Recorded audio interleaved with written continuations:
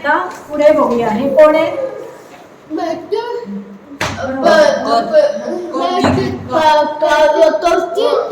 भगत सिंग. मग यांच्याबद्दल आता बघूया. हे कोण होते, कुठे राहत होते, त्यांनी काय काम केलं, असं त्यांनी शिक्षण काय घेतलं, असं सगळी त्यांच्याबद्दल आता माहिती पुढे दिली. ते बघूया. हां, वाचा एक एक वाक्य, एकच वाक्य. सरदार भगत सिंगचा जन्म पंजाबातील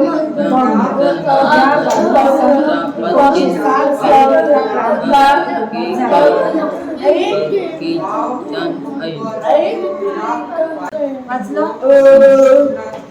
इकडे बघा आताची घडी. आता या भगत सिंग यांचा जन्म केव्हा झाला? भगत सिंग यांचा जन्म केव्हा झाला? भगत सिंग यांचा जन्म केव्हा झाला? 1907. बरोबर. 1940. सरदार भगत सिंग. सरदार भगत सिंग होते ते. कोण होते? पंजाबी पंजाबमध्ये होते ते.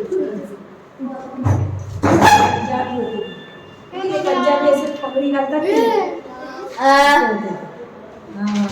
आता बघितलं ना तुम्हाला व्हिडिओ दाखवला ना, त्या सिनेमातला व्हिडिओ दाखवला ना, पगडी घातलेली. पगडी म्हणतात, पगडी घालायची. त्यांचा जन्म कुठे झाला, केव्हा झाला? 1907 मध्ये. जन्म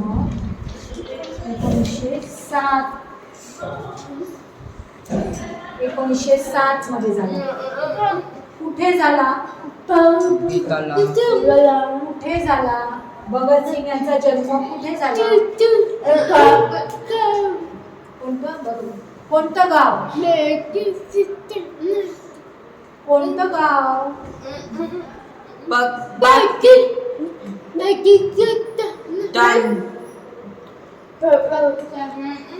बरोबर. पाकिस्तानात. एक मिनिट. पाकिस्तानात जन्म झाला बरोबर, पण ते गाव कोणतं?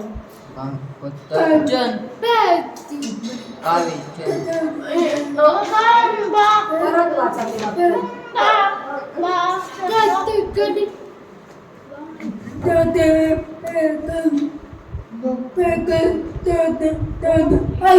कोणतं गाव? कोणतं गाव? मी विचारलं, सरदार भगत सिंग यांचा जन्म कोणत्या गावी झाला?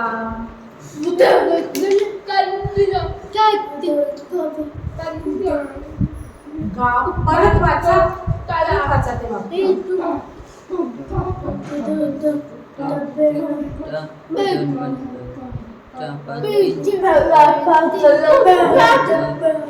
गावाचं नाव काय?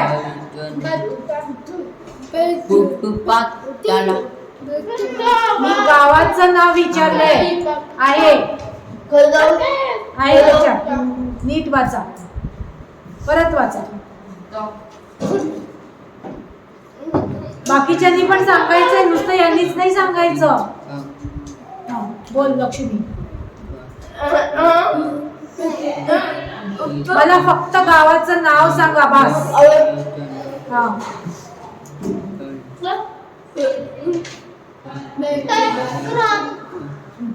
बोल बोल. बरोबर बरोबर बरोबर. Very good. कोणतं गाव सांग सगळ्यांना? बंग. बंग. गावाचं नाव. गाव कोणतं?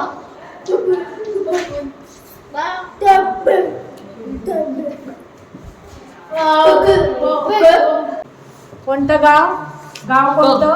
बंग हे गाव आहे. आणि हे गाव इकडे बघा.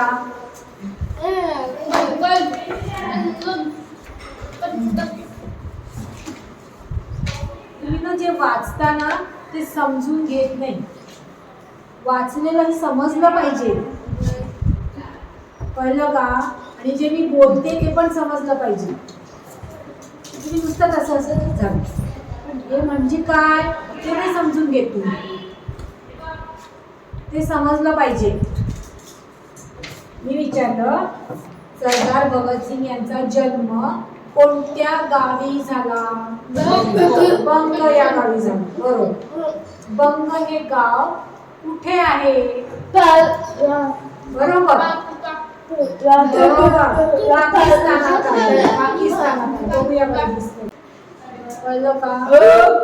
मग कोणतं गाव? बंग या गावी झालं. आणि त्यांचे कुटुंब म्हणजे आई बाबा काका मामा सगळे क्रांतिकारक होते.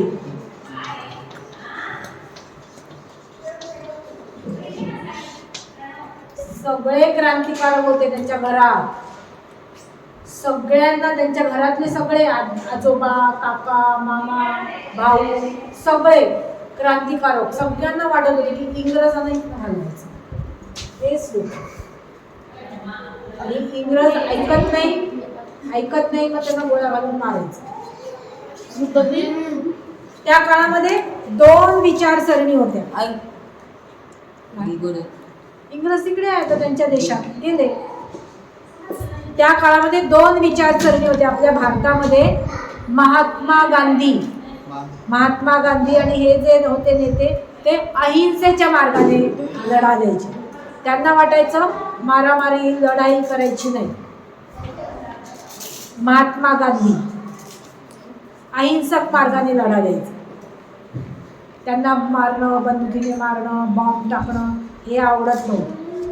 ते म्हणायचे लढायचं पण बंदुकीने लढायचं नाही, खरं खरं बोलून लढायचं, शांत बसायचं, उपोषण करायचं, जेवायचं नाही, आम्ही नाही जेवण, बहिष्कार टाकायचा. हे पुढे पुढे तुम्हाला इतिहासमध्ये शिकवणार. आणि दुसरे जे होते ते क्रांतिकारक, जहाल विचारायचं. ते म्हणायचे इंग्रज ऐकत नाही मारा.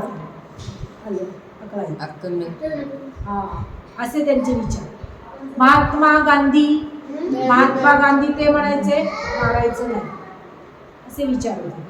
2 वेगळे विचार चालले.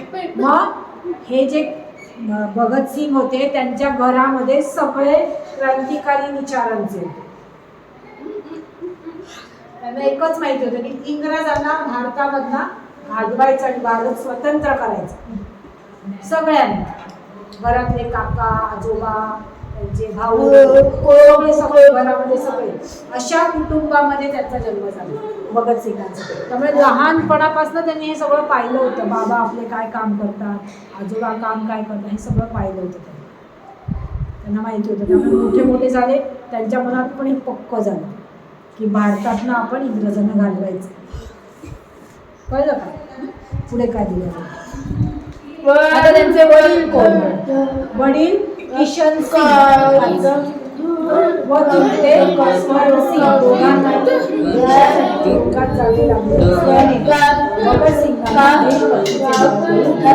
पाठवून मिळाले.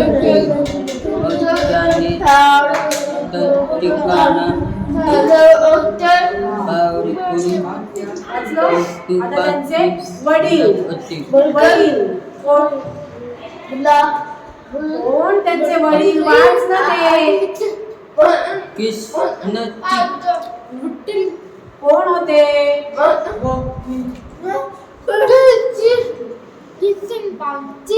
हा कोण त्यांचे वडील? छान वाच. किशन सिंग त्यांचे वडील कोण होते?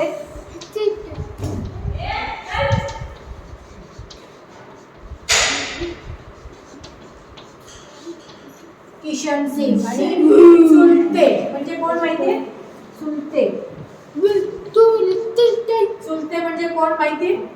काका.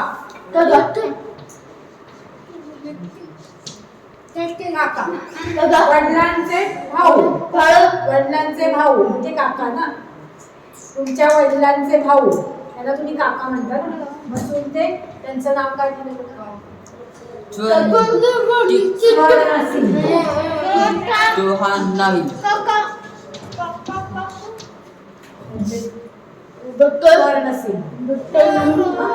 वडील आणि चुलते या दोघांनाही आपल्या देशासाठी तुरुंगात जावं लागलं शिक्षा झाली.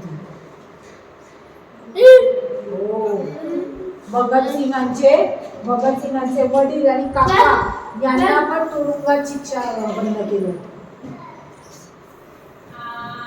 कळलं का? तेव्हा भगतसिंग हे लहान होते. जेव्हा भगतसिंग लहान होते तेव्हा वडिलांना आणि काकांना त्यांच्या किशनसिंग आणि स्वर्णसिंगला इंग्रजांनी तुरुंगात टाकलं. शिक्षा केली. नाही अशी तुरुंगात बंद केली. समजलं? कारण ते इंग्रजांच्या विरुद्ध काम करत होते ना. इंग्रजांना घालवायचं होतं ना देशात. क्रांतिकारक होते ते पण. वडील आणि काका पण क्रांतिकारक होते. त्यांना लहानपणापासून हे पाहिलं होतं त्यांनी. भगतसिंगांनी लहान होते तेव्हा त्यांचे वडील आणि काका तुरुंगात बंद केलं होतं तेव्हा भगतसिंग लहान होते. लहानपणापासून हे सगळं पाहिलं होतं की काम काय करतात आपले बाबा, काम काय करतात, काका कसं काम करतात भारत देशासाठी, सगळं लहानपणापासून पाहिलं होतं.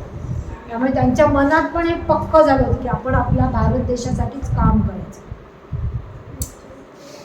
कळलं? म्हणजेच काय दिले बघा, बाळकडू मिळाले होते. बाळकडू मिळाले म्हणजे काय?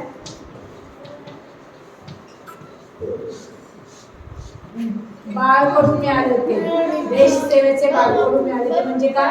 लहानपणापासून त्यांना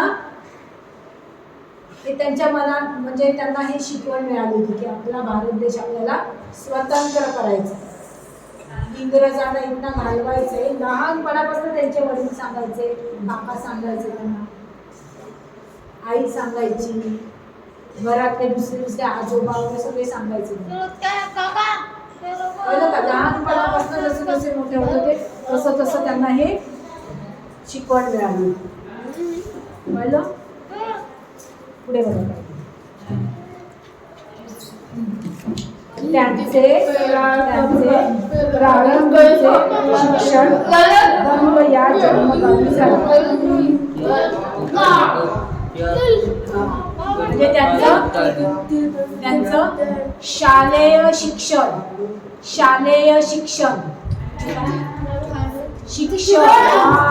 शाळा कुठे झाली? शिक्षण 1ली ते 10वी पर्यंत शिक्षण कुठे झालं? कुठे शिक्षण झालं? मी विचारलं. इकडे बघा. भगतसिंग यांचे प्रारंभीचे शिक्षण. भगतसिंग यांचे प्रारंभीचे शिक्षण म्हणजे लहानपणापासूनचं शिक्षण 10वी पर्यंत शिक्षण कुठे झालं?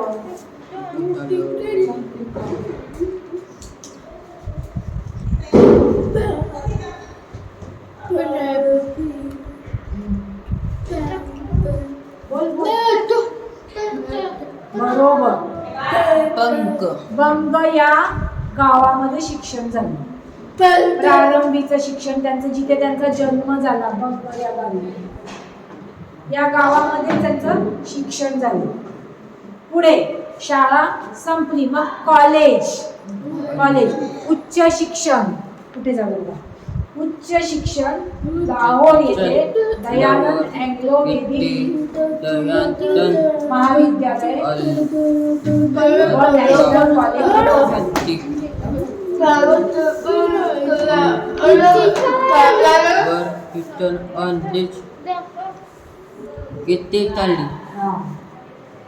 पुढचं शिक्षण शालेय शिक्षण. श्रुती समोर बघ, अगं समोर बघ ना. त्यांचं शालेय शिक्षण बंग या गावी झालं, जन्म गावी झालं. त्यांचा जन्म जिथे झाला आणि त्या गावी झाला. आणि उच्च शिक्षण म्हणजे कॉलेजचं शिक्षण, महाविद्यालयीन शिक्षण, उच्च शिक्षण.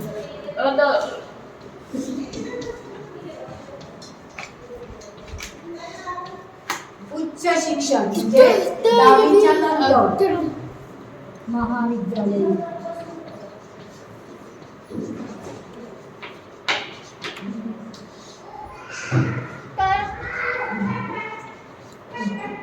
महाविद्यालयीन शिक्षण. महाविद्यालय म्हणजे काय? कॉलेज. महाविद्यालय म्हणजे कॉलेज. महाविद्यालयीन शिक्षण कुठे झालं? महाविद्यालयीन शिक्षण उच्च शिक्षण कुठे झालं? लाहोर. बरोबर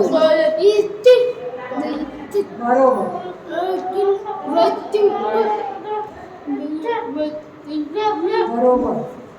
कुठे झालं उच्च शिक्षण? कुठे झालं? लाहोर.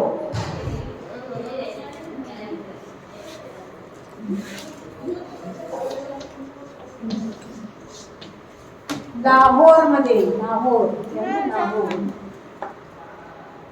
लाहोरला कॉलेज कोणतं? अँग्लो वेदिक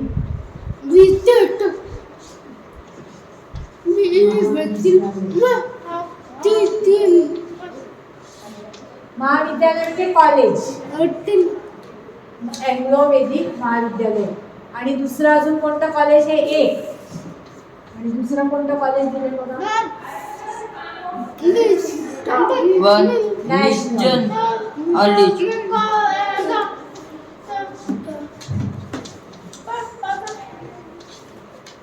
नॅशनल. या दोन कॉलेजमध्ये त्यांचं उच्च शिक्षण झालं. लाहोर. कळलं? पुढे बघा काय विद्यार्थी दशेत जयचंद विद्यालंकार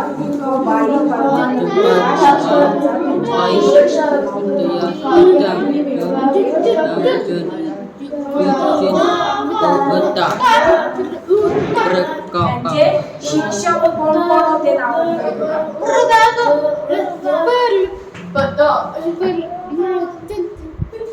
जयचंद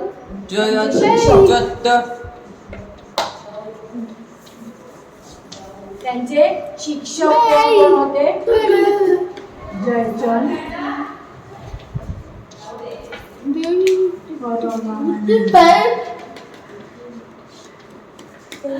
नाही विद्यालंकार. जयचंद विद्यालंकार.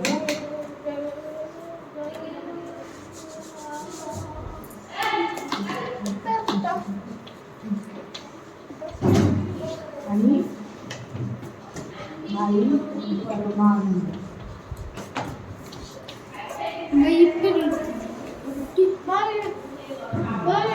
हे दोन त्यांचे शिक्षक होते. कळलं का? शिक्षक कोण होते त्यांचे? कॉलेज मधले जयचंद विद्यालंकार आणि भाई परमानंद त्यांचे शिक्षक. त्यांचं शिकवणं त्यांना आवडत होतं. त्यांचे विचार, या शिक्षकांचे जे विचार होते त्यांना आवडत होते, त्यांच्यावरती प्रभाव होता. आणि ते शिक्षण पूर्ण करून लाहोरवरून परत घरी परतले होते. त्यांचं घर होतं ना इथे बंगला गावी. शिक्षण संपलं, कॉलेजमधलं शिक्षण संपलं, ते घरी आले.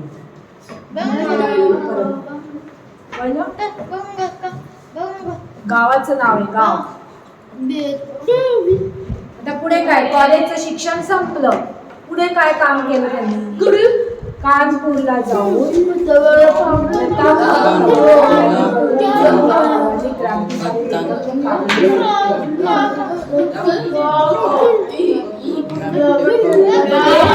कानपूरला गेले. कानपूर कॉलेजचं शिक्षण संपलं, अभ्यास संपला, मग ते कानपूरला गेले. कुठे गेले?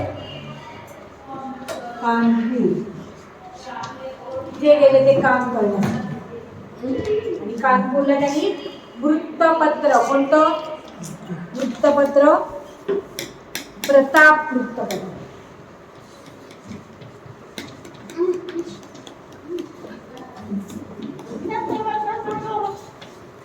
वृत्तपत्र, वर्तमानपत्र, वृत्तपत्र. पेपरमध्ये ते लिहायला लागले, लेख लिहायचे पेपरमध्ये. विचार काय त्यांचे जे विचार होते, क्रांतिकारी विचार होते. लोकांना त्या काळामध्ये कसं होतं, लोकांना समजलं पाहिजे ना की आपल्या इंग्रजांना इथनं घालवायचं. मग लोक जेव्हा पेपरमध्ये वाचतात त्यांना पण मनातलं वाटायला लागतं की अरे आपण हे केलं पाहिजे, हो की नाही. मग पेपरमध्ये लिहायचे इंग्रज कसे त्रास देतात, इंग्रजांचं राज्य इथे नको आहे आपल्याला, असे वेगवेगळे विचार त्या वृत्तपत्रात लिहायचे. आणि मग वृत्तपत्र लोकांनी घेतलं की लोकांनी वाचल्यावर त्यांना समजायचं की हा हे बरोबर आहे, कळलं का. लोकांना समजलं पाहिजे ना. ते वृत्तपत्रात ना क्रांतिकारी लेखन सुरू केलं, पेपरमध्ये लिहायला लागलं. त्यांना जे मनात ना वाटतं ते लिहायला लागलं. पेपर लोकांना दिला, लोक वाचायचे, त्यांनाही पटायचं लोकांना, कळलं का. त्यांनी वृत्तपत्रांना क्रांतिकारी लेखन सुरू केले इंग्रजांच्या विरुद्ध. इंग्रजांना इथे नको आहे असं ते लिहायचं पेपरमध्ये, कळलं.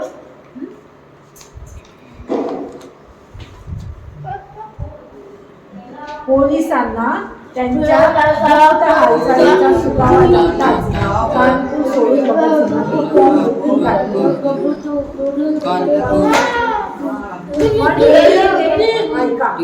पण हे जे ते काम करत होते, हे जे काम करते पेपरमध्ये ते लिहायचे इंग्रजांच्या विरुद्ध लिहायचे, लेखन करत होते. गुपचूप लेख द्यायचे. मग ते पेपर लोकांना वाटले जायचे, लोक पेपर वाचायचे आणि मग त्यांचे पण मनात विचार इंग्रजांच्या विरुद्ध, इंग्रजांना घालवलं पाहिजे असं लोकांना समजायचं, हो की नाही. मग पोलिसांना हे कळलं की हे भगतसिंग पेपरमध्ये लिहितात आपल्या विरुद्ध असं लिहितात. पोलिसांना समजलं, पोलीस शोधायला लागले कुठे आहेत भगतसिंग, कुठे आहेत शोधायला. त्यांनी गुपचूप तिथनं पळाले. कानपूरमध्ये होते ना, तिथनं गुपचूप पळाले आणि ते दिल्लीला आले. दिल्लीला आले कारण पोलीस पकडतील ना म्हणून, कळलं का. पोलिसांनी पकडू नये म्हणून गुपचूप दिल्लीला आले, कळलं का. लाहोर प्रमाणे दिल्ली हे देखील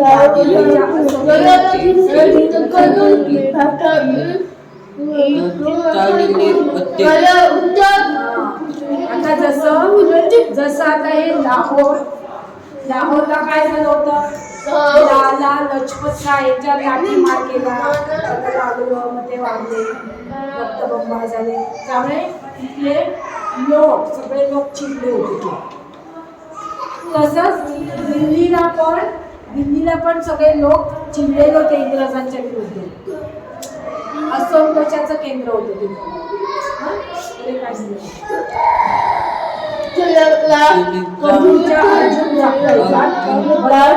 याच नावाने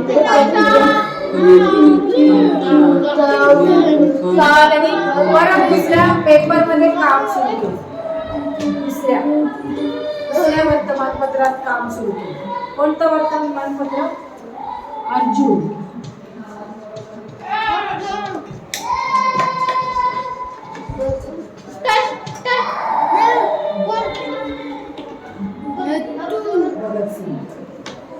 अर्जुन या वृत्तपत्रामध्ये लिहायला लागले. दिल्लीला आल्यावर परत लिहायला सुरुवात.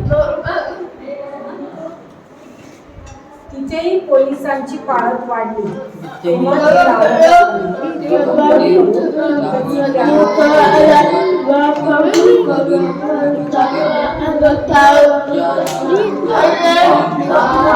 आता या वृत्तपत्रात जेव्हा ते काम करत होते त्यांनी स्वतःचं नाव काय लावलं?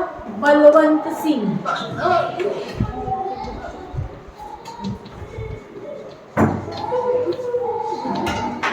बलवंत सिंग असं नाव पेपर मध्ये लिहायचं. स्वतःचं लेख लिहिला की खाली नाव बलवंत सिंग लिहायचं. भगत सिंग होते,